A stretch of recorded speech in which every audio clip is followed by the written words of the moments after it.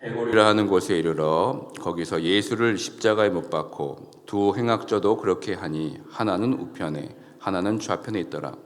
이에 예수께서 이르시되 아버지 저들을 사하여 주옵소서 자기들이 하는 것을 알지 못함이니이다 하시더라.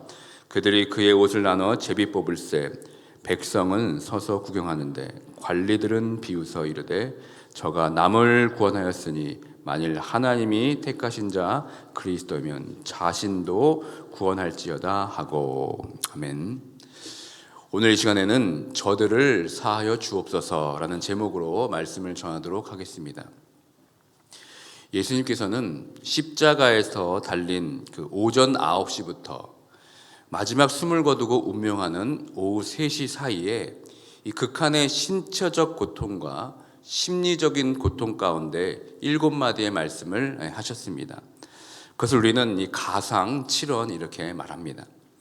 그 가상 7원 중 첫 번째 말씀은 아버지 저들을 사하여 주옵소서입니다. 그리고 두 번째 말씀은 내가 진실로 내게 이르노니 오늘 네가 나와 함께 낙원에 있으리라. 그리고 세 번째 말씀은 여자여 보소서 보라 네 어머니라. 네 번째 말씀은 나의 하나님 어찌하여 나를 버리시나이까. 다섯 번째 말씀은 내가 목마르다. 여섯 번째 말씀은 다 이루었다. 그리고 마지막 일곱 번째 말씀은 아버지 내 영혼을 아버지 손에 부탁하나이다입니다. 7마디의 말씀이 이 복음서 가운데 흩어져 있습니다. 7마디의 말씀 가운데 무엇이 먼저이고 어떤 말씀이 나중인지는 정확히 판단할 수가 없습니다. 그러나 교회의 전통이 내려오는 순서를 따라서 이 가상 7원의 순서가 정해지게 된 겁니다. 이 가상 7원의 첫 번째 말씀은 아버지 저들을 사하여 주옵소서입니다. 예수님께서 십자가에 매달리셨을 때 처음 하신 말씀은 다름 아닌 용서의 말씀입니다. 이 용서의 기도는 인간이 드릴 수 있는 기도 중에 가장 위대한 기도라고 말할 수 있습니다. 그런데 예수님께서 용서하시는 그 현장을 보면 이 기도는 더욱더 위대한 기도입니다. 예수님께서 지금 용서를 선포하시는 그 현장이 어디입니까? 바로 십자가 위입니다. 아무 죄도 없는 분이 인간이 개발해낸 가장 잔인한 이 사형의 도구에 틀인 십자가에서 손과 발에 못이 박힌 상태로 매달려 있습니다. 이 손과 발이 못 박힌 채 십자가의 형틀에 지금 수직으로 매달려 세워지면 여러분 어떻게 되는지 아십니까? 막힌 못주위로 이 결을 따라서 생살이 찢어지게 됩니다. 또한 몸의 체중이 고스란히 이 고통의 무게로 이어집니다. 게다가 십자가의 자리는 참으로 수치스러운 자리입니다. 이 십자가에 달리신 그 예수 그리스도의 그림을 보면 옷이 좀 걸쳐져 있는 것 같지만 사실은 이 화가들의 배려로 민망함을 피하기 위해 그려 넣은 것뿐 몸 아래의 부분이 다 드러날 정도의 수치스러운 자리가 바로 십자가입니다. 그 예수님께서 매달리신 그 십자가를 여러분 한번 상상해 보시길 바랍니다. 그러니까 십자가의 자리는 뭐 남을 생각하고 뭐 남을 돌볼 수 있는 자리가 아닙니다. 더군다나 그곳에서 누구를 용서하는 기도를 하기에는 이 최악의 자리가 바로 십자가입니다. 십자가에서 못 박힌 채 극한 신체적인 고통 가운데 남을 떠올리고 더군다나 자기를 십자가에 못 박은 자들을 용서한다는 것은 사실 전혀 상상할 수 없는 일입니다. 그런데 바로 그곳에서 예수님의 그 첫 마디가 무엇입니까? 아버지 저들을 사하여 주옵소서입니다. 그렇다면 예수님께서 십자가상에서 지금 누구를 용서하신다는 말입니까? 예수님께서 그 십자가의 고통 가운데 용서를 비는 그 저들은 누구를 말하는 것이겠습니까? 이 성경 주석가들이 예수님께서 저들의 죄를 사해 달라고 하면서 구체적인 내용을 일부러 밝히지 않았다고 말하고 있습니다. 일부러 의도적으로 이 저들이라는 단어를 사용함으로써 자신을 죽음으로 몰고 간 모두를 품어 안으시기 위함이라고 밝히고 있습니다. 그래도 우리가 예수님께서 저들을 사하여 주옵소서라고 용서를 구했던 이 저들을 유추해 보면 다음과 같습니다. 첫째는 자신을 십자가에 못 박은 로마 병사들일 것입니다. 그들은 예수님의 몸에 거대한 못을 박았습니다. 그리고 십자가에 못 박힌 예수님의 얼굴에 침을 뱉고 조롱했습니다. 그들은 예수님께 자신들이 하는 일이 어떤 일인지 전혀 몰랐습니다. 그들은 그저 상관의 명령대로 했을 뿐입니다. 하지만 그렇다고 자신의 의지가 아니라 이 상관의 명령대로 했다고 해서 그들의 죄가 사해지는 것은 아닙니다. 그러나 예수님께서는 십자가 위에서 그들을 용서하셨습니다. 둘째로 저들이란 누구를 말하는 것이겠습니까? 그것은 자신의 정치적 이익을 위해 무지한 예수님을 십자가의 형에 넘겨준 빌라도일 것입니다. 그리고 빌라도를 코너에 몰아서 결국 십자가형을 얻어낸 이 가야바와 유대 권력자도 마찬가지입니다. 그런데 이들이 십자가에 못 박은 병사들과 다른 점이 있습니다. 그것은 무엇입니까? 로마의 병사들은 자신이 하는 일을 잘 몰랐습니다. 그러나 빌라도를 비롯한 정치 지도자들은 자신이 하는 일이 얼마나 큰 범죄인 줄 이미 알고 있었습니다. 진실을 외면하고 자신의 정치적 명분을 내세우기 위해서, 그리고 자신의 기득권을 지키기 위해서 무고한 예수 그리스도를 십자가에 넘겨주셨습니다. 그러나 예수님께서는 그들 또한 용서를 비셨습니다. 예수님께서 용서를 구하는 저들 안에 또 누가 있습니까? 예수님을 따랐던 무리들입니다. 그들은 제자까지는 아닙니다. 그러나 예수님을 추종하고 예수님의 말씀의 사역을 지지하면서 먼발치에서 계속 따랐던 사람들입니다. 이들의 특징이 있다면 그들은 관망하고 침묵하고 있다는 겁니다. 예수님의 존재도 압니다. 예수님께서 행하신 기적도 보았습니다. 예수님께서 하나님의 아들이시다라는 것도 들었습니다. 그런데 별 반응이 없습니다. 직접 눈으로 보고 들었음에도 불구하고 여전히 관망만 하고 있습니다. 십자가에 달리신 예수님 앞에서도 마찬가지였습니다. 그 무리들은 여전히 입을 다물고 있습니다. 그저 멀리서만 바라만 보고 있습니다. 여기서 우리가 볼 수 있는 것은 이 침묵이 어떤 외침보다 더 큰 죄가 될 수 있다는 겁니다.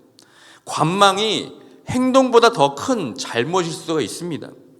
그러나 예수님께서는 그들을 위해 용서하셨습니다. 또 예수님께서 용서하신 저들 가운데 누가 있습니까? 바로 예수님을 버려두고 달아난 제자들입니다. 3년 동안 동고동락하면서 예수님을 따랐던 제자들 중 그 누구도 예수님의 십자가 밑에는 아무도 없었습니다. 여기서 저는 이런 생각을 한번 해봅니다. 내가 예수님처럼 십자가에 매달려서 저들을 사하여 주옵소서 라며 기도할 때 가장 용서하기 힘든 저들은 누구일까 한번 상상해 봅니다. 가장 용서하기 힘든 저들 가운데 어쩌면 이 제자들을 용서하기가 가장 힘들지 않았겠습니까? 군인들, 정치인들, 무리들을 용서하기가 어쩌면 이 제자들보다 쉬웠을지도 모르겠습니다. 그들은 예수님을 소문으로만 들었을 뿐 제대로 알지 못합니다. 예수님을 직접 경험하지도 못했으니까 이 그들에 대한 용서는 어쩌면 이 거리낌 없었을지도 모르겠습니다. 그런데 여러분, 제자들은 어떻습니까? 이 제자들을 용서할 때 예수님의 마음이 어떠했을까 상상을 해봅니다. 예수님의 공생에 3년 동안 24시간을 붙어 있으면서 예수님의 가르침을 누구보다 가장 자세하게 그리고 가장 정확하게 본 제자들은 예수님이 지셨던 십자가 밑에 아무도 없었습니다. 저 같았으면 다른 사람들은 다 용서할 수 있어도 그렇게 자신을 따르고 자신을 위해 목숨을 바치겠다고 한 제자들이 단 한 명도 없다는 사실에 아마 치를 떨면서 용서할 수 없을지도 모르겠습니다. 어쩌면 이 십자가의 고통보다 더 큰 고통은 이 제자들의 배신이 아니었나 생각이 듭니다. 그러나 예수님께서는 그 제자들까지도 십자가에서 용서하셨습니다. 그렇다면 예수님께서 십자가에서 용서하셨던 저들 가운데 여러분들은 어디에 속하신다고 생각이 드십니까? 예수님을 모른 채 그저 명령에 따라 십자가에 못 박았던 병사들이십니까? 아니면 자신의 이익을 위해 무죄한 예수님을 십자가형에 넘겨준 빌라도입니까?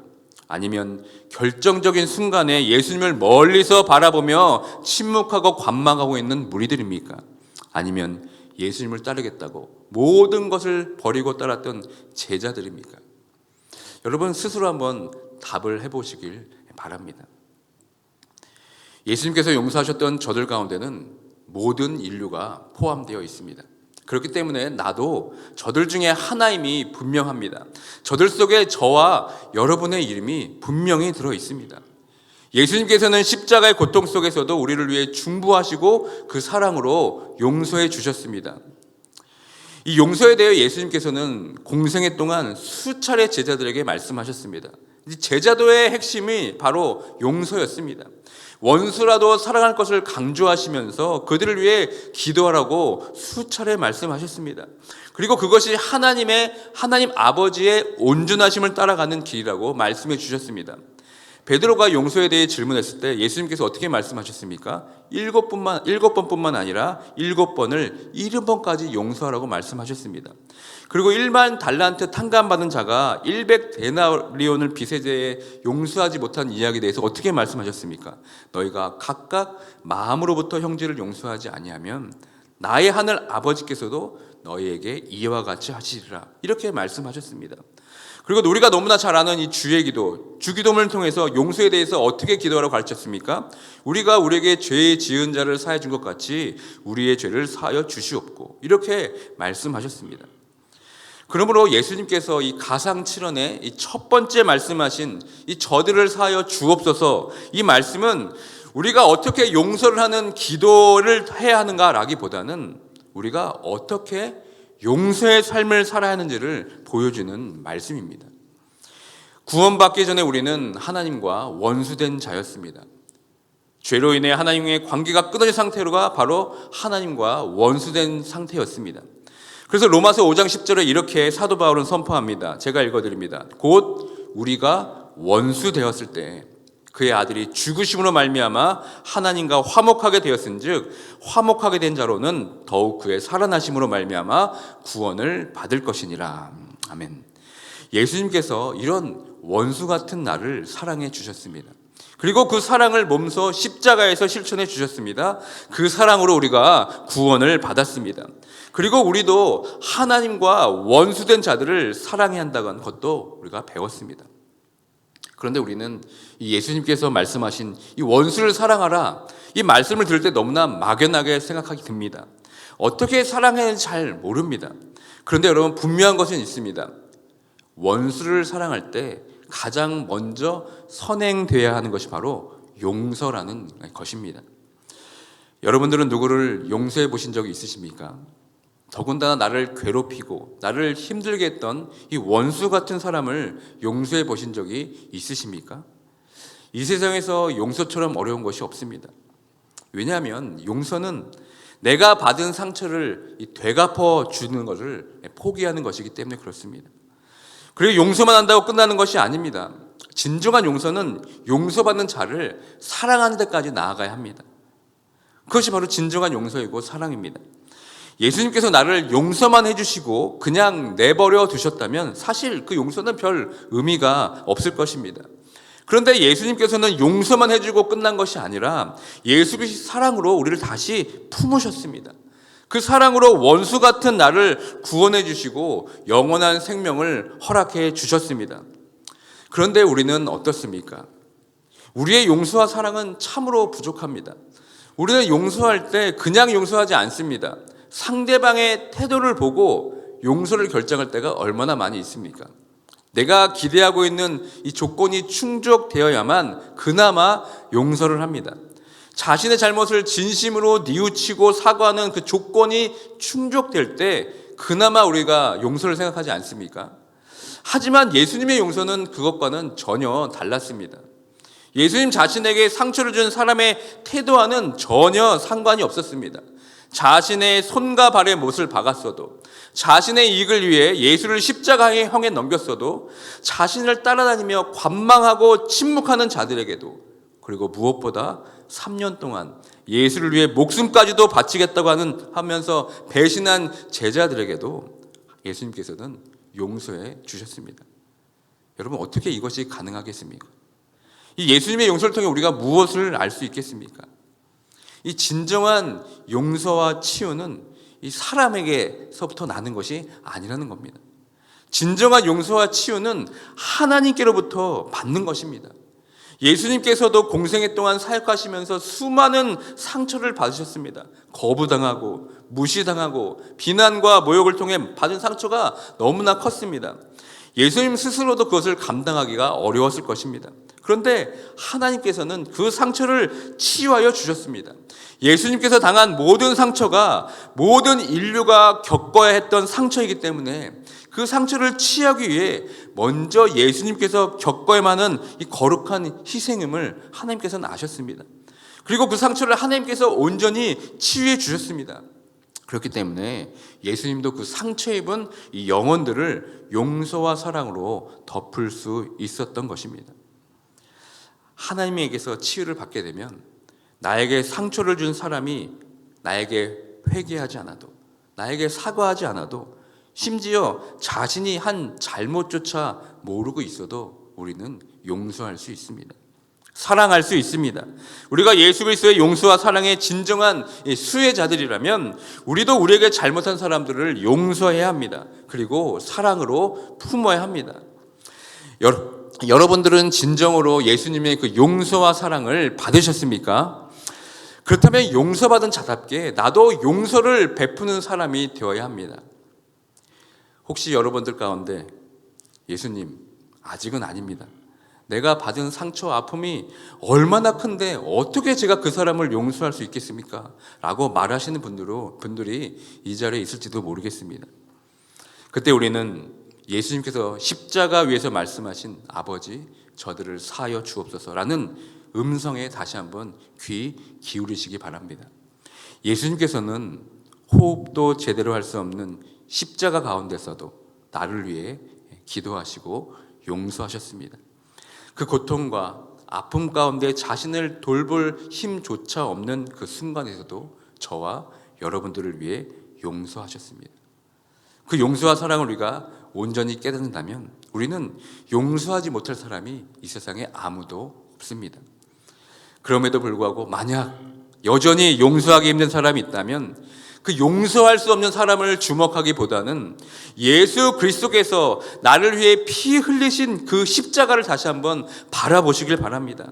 그리고 그 십자가의 사랑을 다시 한번 진정으로 깨닫기를 위해 여러분 기도하시길 바랍니다.